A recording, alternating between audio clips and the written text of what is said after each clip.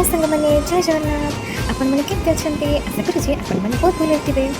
आसंतु जानिबा आज ब्लॉग रे कोन होची आज मु चक्रानी मेला कटुची चलंतु देखिबा।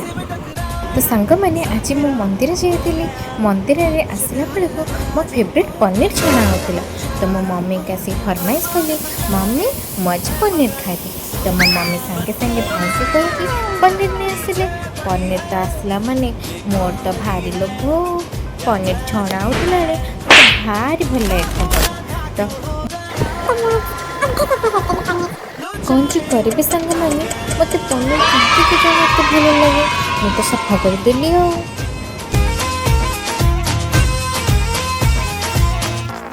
सेठू सांग मैंने आज मो मम्मी को फरमाइश चितौ पिठा खाइबा। तो से चाउल बाटी ताकू नड़िया कोरी ताकू मु बसगली ग्राइंडिंग कर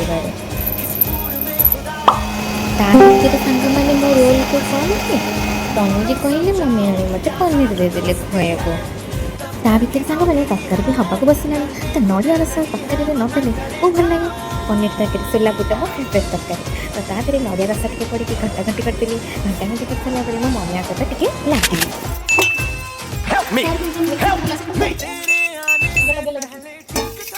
सकाल मंदिर गला शिव मंदिर देखी जाइना पनीर कटाई आसिक घरे भाई कहले भाई पनीर खुआइता माने तुम आइला बेलू पनीर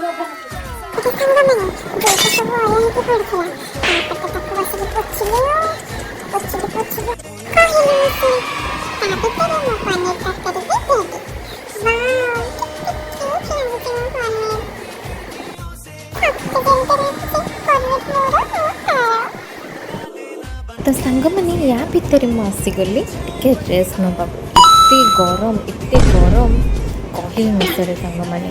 तो से मम्मी मत फरमाइश कर सारे जा छत पर लुगापटा सुखाइबू। तो एत बाट चढ़ी चढ़ी आसिक लुगापटा सुखेली लुगापटा सुखी सारापर तो जो हालिया भगवान तो वेदर देखुन सांग मैंने मेघ पाग मेघ पाग गुड़ी गुड़ी कहीं कौन जितु आसीगली गचर टे पा देवा मो बालकनी जो गच लगे मो पा दे सारापर आसीगली बालकनी मसला पकाबू गरम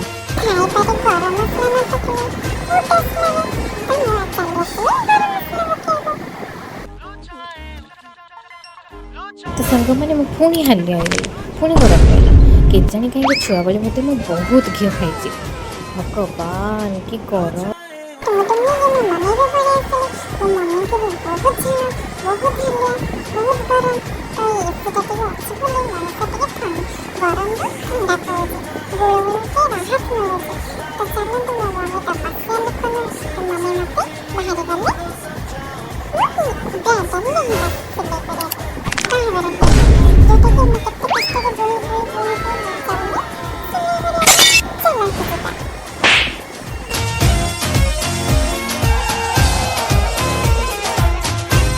आसला बेलू देखी तो टीवी गोटे बहुत बढ़िया फिल्म दूसरी मो मम्मी तो लाखिगले से टुंगुर टुंगुर माँ झील चलीगलु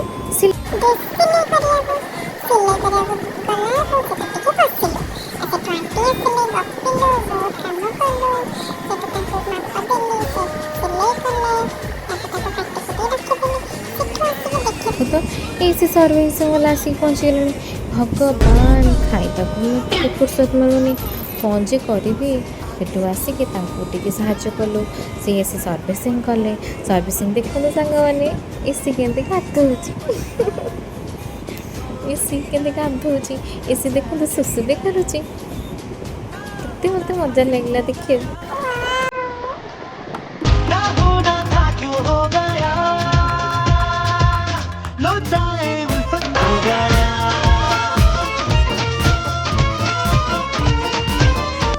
सेठू सांग मैंने मुझे आसिली छत लुगापटा नाक मेघ जाए केते जोर से उठे पूरा कला करके आसिकी टिके नाचिली हल्ली मजा कली लुगापटा नहीं कि तल को गली तलू गला भगवान सागे सागे तो वर्षा पकेला एत जोर से मेघ भगवान एत जोर से बिजली घड़घड़ी मारला काली तो मो डर पूरा छानिया ବର୍ଷା ଛାଡ଼ିବ ବି ନା ନଉନି।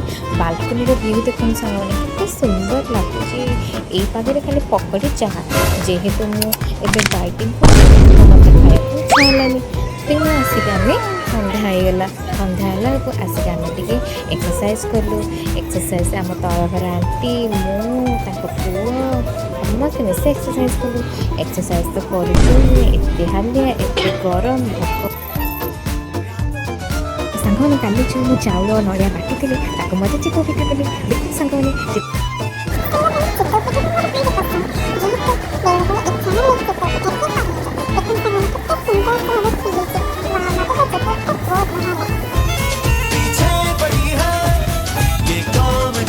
ତ ଏଇଭଳି ଭାବେ ମୋର କିଛି ଦିନଟି ଗଲା। ତ ଆଶା କରୁଛି ସାଙ୍ଗମାନେ ଏଇ ଭିଡ଼ିଓଟି ଆପଣଙ୍କୁ ବହୁତ ଭଲ ଲାଗୁଥିବ। ରହିଲି ସାଙ୍ଗମାନେ, ଜୟ ଜଗନ୍ନାଥ, ନମସ୍କାର।